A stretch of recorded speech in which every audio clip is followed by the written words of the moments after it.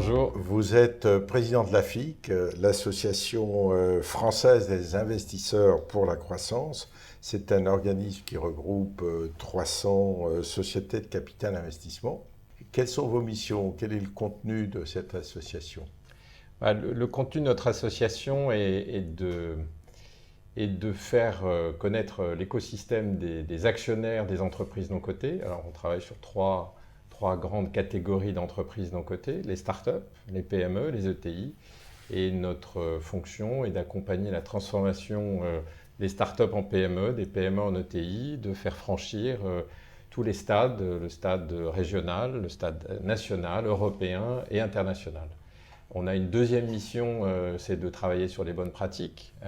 C'est un métier qui est aujourd'hui, qui a 30 ans, plus de 30 ans d'histoire, qui est structuré, reconnu.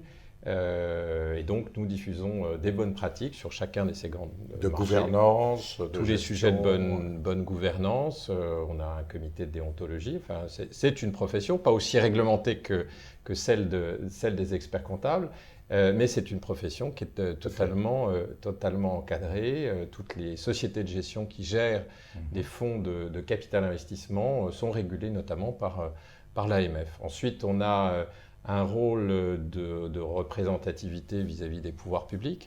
On est dans un pays très régulé, avec des évolutions législatives tant sur le plan juridique que sur le plan fiscal. Donc on a un rôle très important. On a un rôle de statistique aussi, on en reparlera, pour faire connaître cette nouvelle forme d'actionnariat.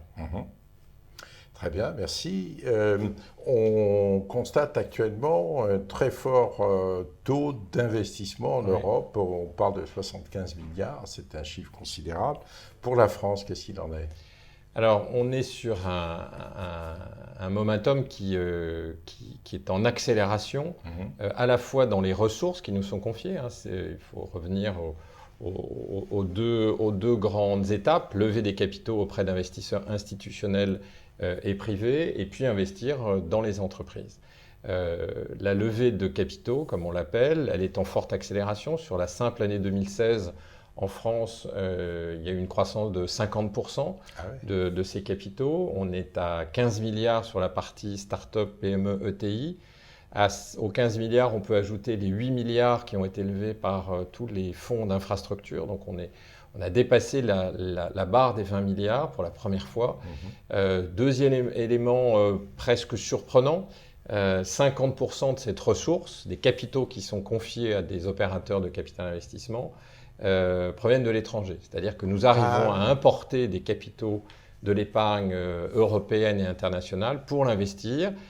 Alors pourquoi? La qualité de nos entreprises françaises, des startups, des PME, des ETI, qualité de l'intermédiation des 300 sociétés et fonds de private equity qui sont en France, très actives. Et l'autre volet, c'est bien sûr la partie investissement. Alors, là aussi, la partie investissement accélère, puisqu'on a sur la partie entreprise hors infrastructure, nous avons investi 12 milliards et demi l'année dernière dans 1900 sociétés. Donc ça veut dire que 1900 sociétés, start-up, PME, ETI, ont ouvert leur capital à des investisseurs qu'on va qualifier de professionnels. Et c'est plutôt une bonne nouvelle parce que si nous investissons dans ces sociétés, c'est qu'elles ont des signes positifs de croissance et qu'en alliance avec nous, elles vont accélérer cette croissance. Oui, donc cette augmentation préemptait l'évolution qu'on constate de l'économie qui va mieux parce que les investisseurs ont le nez creux, ou est-ce que c'est juste la vague c'est quelque chose qui n'est pas, on le voit bien, qui n'est pas d'un fait politique, puisqu'on parle là de l'année 2016, et l'année 2016 n'est pas l'année 2017. Ce qu'on peut imaginer, c'est que le nouveau contexte politique va encore plus favoriser le développement des entreprises. On peut dire que nous sommes rentrés dans une période beaucoup plus business-friendly, avec des objectifs de faciliter, entre guillemets, la vie des entreprises. Et donc, si on a des entreprises, start-up, PME, ETI plus agiles, la vitesse de croissance est liée à deux choses, la qualité des dirigeants, la qualité de l'innovation, mais aussi la quantité d'argent qu'on met à disposition de ces entreprises. Et donc, plus on va mettre de capitaux à disposition de ces entreprises, que ce soit des fonds propres ou de la dette, le marché de la dette lui aussi est tout à fait ouvert, plus on peut imaginer une accélération de la croissance de ces entreprises non cotées, que ce soit de la croissance interne et aussi de la croissance externe. Et c'est probablement là qu'on a un rôle très important à jouer, puisque, on le sait tous, en France, on a des grands groupes, on a beaucoup de petites entreprises et on n'a pas grand-chose entre les deux. On a des très belles ETI. De l'Allemagne, comme on dit souvent. Oui, alors on dit qu'on est en retard. Alors c'est un point de faiblesse qui pour moi est un point de force potentiel, puisque beaucoup d'entreprises de petite taille ont envie ou vont avoir envie de devenir des entreprises plus grosses. Et alors ça, il faut une volonté. Donc il y a du boulot, quoi. Donc il y a un boulot considérable pour les entreprises, pour les actionnaires de ces entreprises et évidemment pour tous les conseils, tout l'environnement, les experts comptables, les avocats, les banques. Donc on est probablement dans une trajectoire intéressante qui doit fabriquer de la croissance économique, des centres de décision qui restent en France, des impôts payés par ces entreprises, même si on baisse. Et heureusement qu'il est envisagé de baisser notamment l'impôt sur les sociétés, supprimer l'ISF qui doit permettre aussi une meilleure rotation du capital, et avec en bout de chaîne, on l'espère tous, beaucoup de création d'emplois.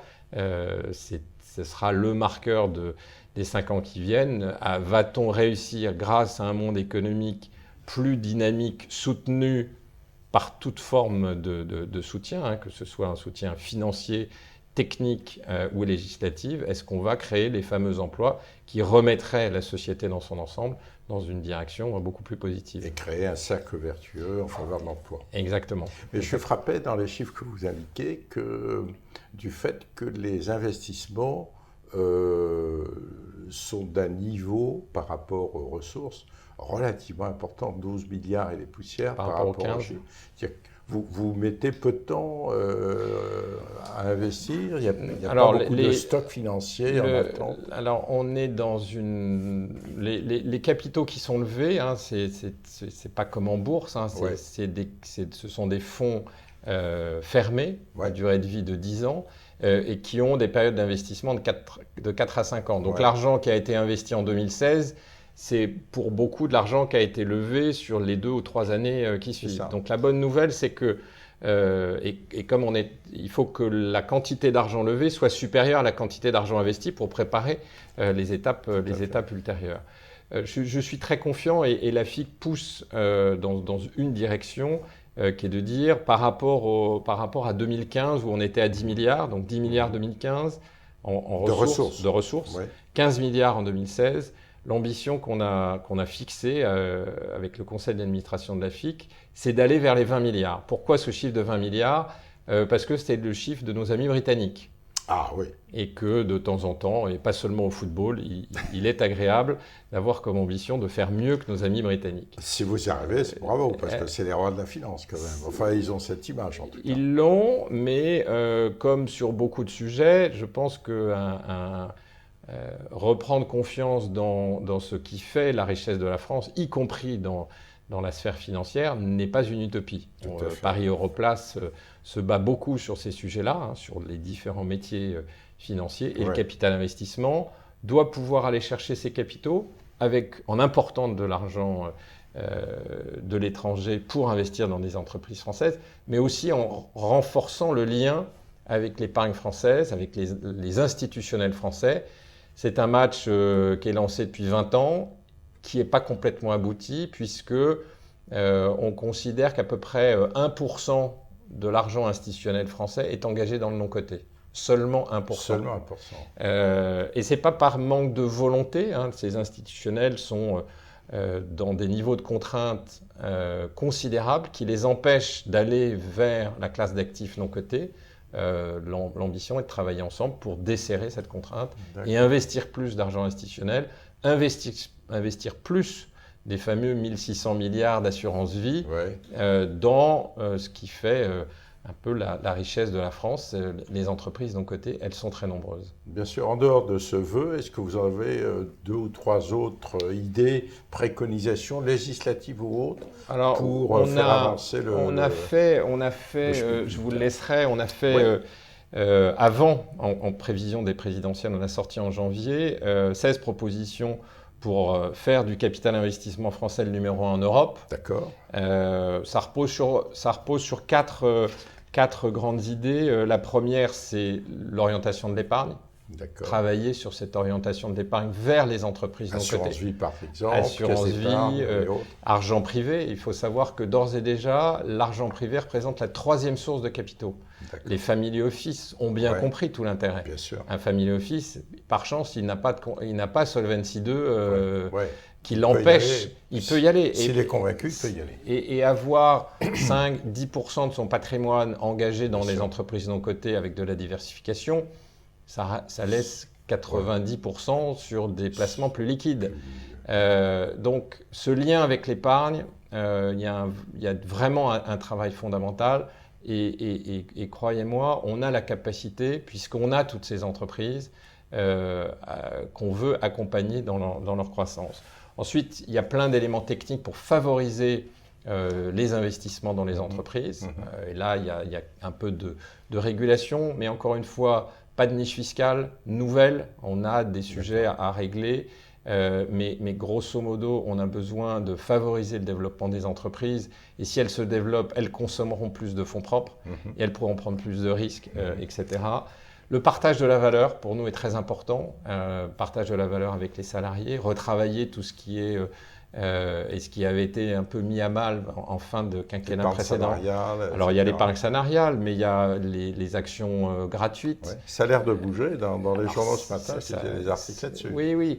Alors il y a les actions gratuites, il y a les stock options, il y a les management packages, enfin tout ce qui permet de partager la création de richesse. Peut-être à simplifier quand même dans le fonctionnement. Mais c'est ça. Juste pour l'anecdote, 30% du temps à FIC est consacré, heureusement ou malheureusement, à gérer les évolutions réglementaires autour de nos métiers. Alors c'est formidable sur le plan technique, mais on n'est pas, à mon avis, là où on peut être beaucoup plus utile, c'est-à-dire à la rencontre avec les entreprises. Et puis on a à mettre en lumière, on est là en ce 16 juin, on est en plein Viva Technologie, l'univers extrêmement dynamique du capital innovation, du venture capital français, mérite d'être encore plus accompagné par les investisseurs que nous sommes, en levant de plus en plus de capitaux, pas seulement pour faire les startups, mais aussi pour faire le développement et les étapes d'après. On crée beaucoup de startups en France, on développe moins d'entreprises. Et donc je pense que là, on a des choses très importantes à faire. L'infrastructure est également destinée à connaître une croissance très forte. On a besoin de rénover des infrastructures, on a besoin de renforcer l'alliance publique-privée. Ça fonctionne très bien. La France est leader en Europe sur ces sujets. Et puis, dernier aspect, les enjeux de responsabilité sociale, environnementale et de bonne gouvernance. Là aussi, la France du capital investissement est leader mondial en matière ESG. Mais donc, aujourd'hui, il ne se fait quasiment plus une opération de prise de participation dans une entreprise non cotée sans qu'un travail soit fait sur les enjeux environnementaux, sans que les sujets sociaux, comment j'attire des talents, comment je retiens des talents, fassent partie du dialogue investisseur-manager. Et évidemment, tous les sujets de bonnes pratiques de gouvernance sont fondamentaux. En clair, en résumé, notre mission, c'est de fabriquer des better company, des entreprises meilleures. Et une entreprise meilleure, c'est pas simplement la taille. La taille est importante, mais la durabilité de l'entreprise a une vraie importance. Et en particulier pour des actionnaires professionnels comme nous, qui avons à gérer une liquidité à 5 ou 10 ans, il faut que dans 5 à 10 ans, non seulement l'entreprise ait grandi, mais qu'elle inspire confiance, et que ses pratiques managériales, ses perspectives de croissance soient encore là. Donc, il faut imaginer que On est le contraire de la spéculation à court terme, puisque nos engagements sont à 5-10 ans et qu'aujourd'hui, le marché du non-coté, c'est une relation pour les entreprises qui dépasse largement 10 ans. On va faire 2-3 étapes avec des firmes de capital investissement qui vont aller accompagner des tranches de vie de l'entreprise. Donc l'imagerie historique où je faisais un petit passage par le capital investissement est révolue. Aujourd'hui, si on pourrait pratiquement dire qu'on se cote sur le non-coté et on reste coté sur le non-coté avant un jour de rejoindre la bourse, la vraie bourse et la vraie cote, mais avec des tailles d'entreprise qui n'ont plus rien à voir parce que la bourse a changé. Heureusement, le marché du capital investissement est là pour accompagner les startups, les PME, les croissances des ETI, l'internationalisation de ces sociétés. Et donc, vous le sentez, je suis très optimiste pour la suite. C'est ce que je comprends bien. Alors justement, durabilité, pour une entreprise, quel est l'intérêt, en dehors de la durabilité, ça on l'a bien compris, mais de faire appel à des capitaux venant d'actionnaires professionnels? C'est quoi le plus, disons? C'est assez multifactoriel. Il y a une évidence, notre point d'entrée est un point d'entrée financier. Donc on peut dire à une entreprise, à un entrepreneur, à une famille, tant que vous n'avez pas besoin, n'ouvrez pas votre capital. Gardez le maximum de votre bien capitalistique. Ça, c'est la première étape du raisonnement. La deuxième étape, c'est de dire on est dans un monde qui est en train de bouger très très vite. Voire même d'accélérer. C'est-à-dire que les transformations qu'on imaginait se faire sur les 5 à 10 prochaines années, on est en train de se dire, est-ce que ça ne va pas se passer sur les 2 à 3 prochaines années? Est-ce qu'on est rentré dans un monde moins complexe? Non, on rentre dans un monde de plus en plus complexe, puisque en simultané, l'entreprise doit affronter des challenges considérables. Des challenges environnementaux, des challenges de transformation digitale, des challenges de mondialisation des activités, des challenges réglementaires qui s'empilent, du multiculturel, etc., etc. Moi, j'aime bien dire que ça n'a jamais été aussi difficile d'être dirigeant d'entreprise et qu'au même instant, il n'y a jamais eu autant de ressources d'intelligence à l'extérieur de l'entreprise. Alors ça peut être du conseil, ça peut être un expert comptable, c'est fondamental d'aller chercher ce conseil à l'extérieur, mais cet actionnaire doit pouvoir vous apporter plus que des capitaux. Et la bonne nouvelle pour les dirigeants d'entreprise, c'est qu'il y a un marché aujourd'hui très ouvert, il y a 300 membres à la FIC. Donc ne pas trouver chaussures à son pied, c'est qu'on n'a pas fait complètement l'effort, à mon avis. Et donc, quel que soit votre stade de développement, vous pouvez mettre en compétition, mettre en comparaison différentes offres de capitaux. Le capital, il y a une couleur, il y a une odeur. Ce n'est pas que du capital. Et donc, la grande recommandation, c'est benchmarker ces offres de capitaux entre du minoritaire, du majoritaire, du français, de l'international, du petit, du moyen, du gros. Oui, il n'y a pas que l'argent. Il faut qu'il y ait un peu de sentiment, entre guillemets, c'est-à-dire une bonne entente culturelle. Utilité au-delà de l'argent. Voilà. Pour partager une tranche de vie qui va être complexe, avec des hauts et des bas. Vous connaissez l'entreprise encore mieux que moi. Et en particulier dans l'univers des startups, des PME, des ETI, ce n'est pas un long fleuve tranquille. Non. Et si on a un conseil à donner aux dirigeants de ces entreprises, c'est qu'il est aujourd'hui raisonnable de voir grand.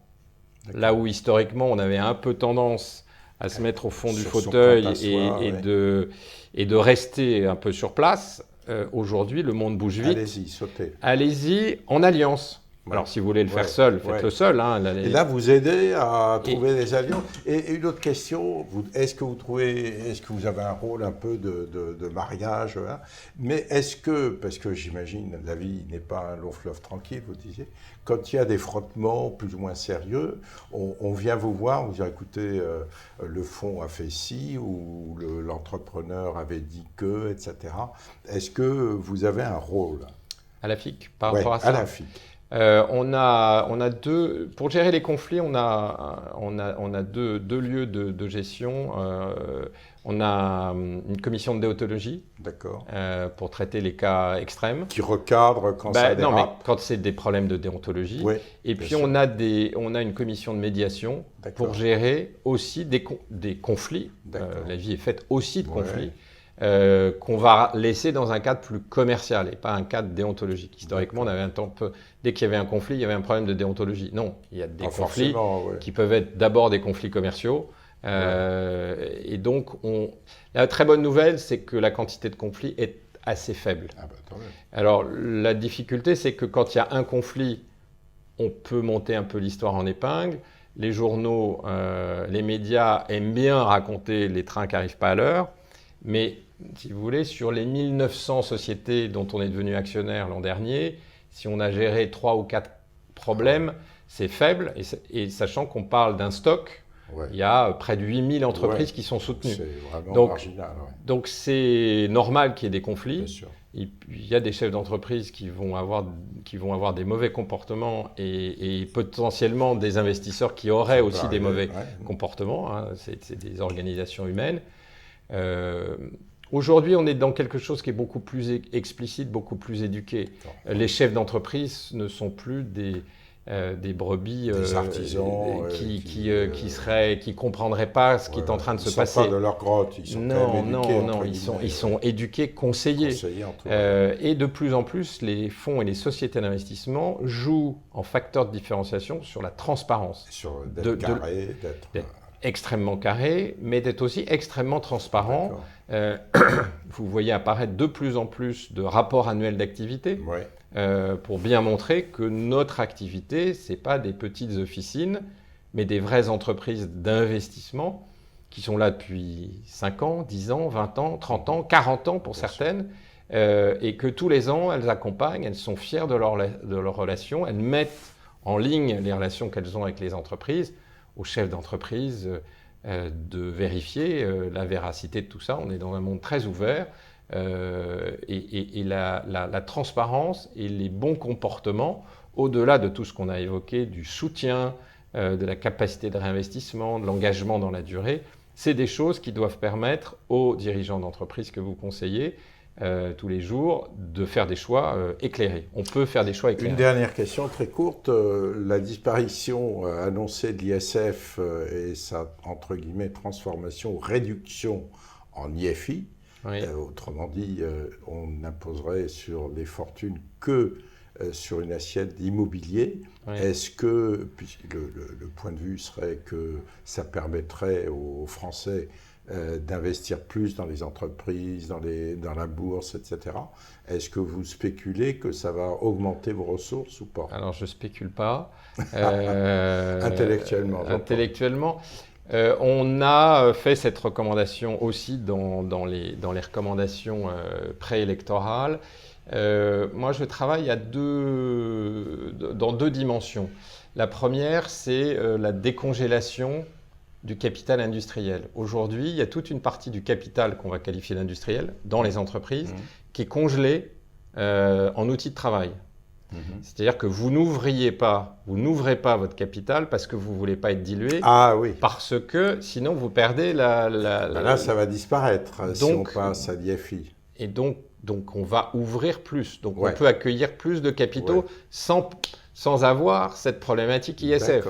Et notamment pour tous les développeurs d'entreprises qui d'un seul coup se retrouvent avec des entreprises, des quotes-parts qui ont pris de la valeur et qui passeraient à l'ISF alors qu'ils n'ont pas touché 1 euro. On arrive sur des aberrations. Donc on voit bien un premier aspect, ouvrir. Ensuite, vendre.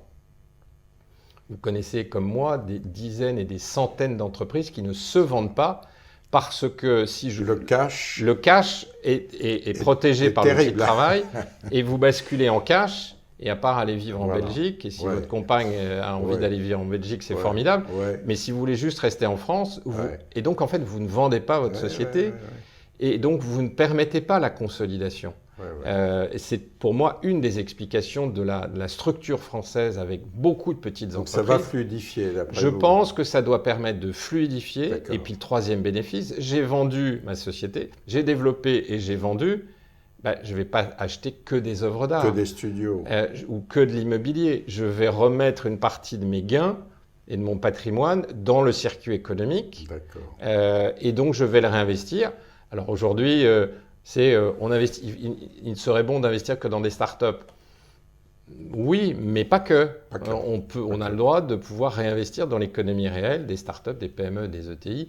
Et donc, c'est tout ce mouvement autour de cette suppression de l'ISF qui doit favoriser le développement économique et à la fin favoriser la création de richesses, donc la taxation, donc à travers une taxation raisonnable, une quantité d'argent pour l'État raisonnable permettant de financer le projet collectif français. Olivier Millet, président de la FIC, je vous remercie. Merci de votre accueil.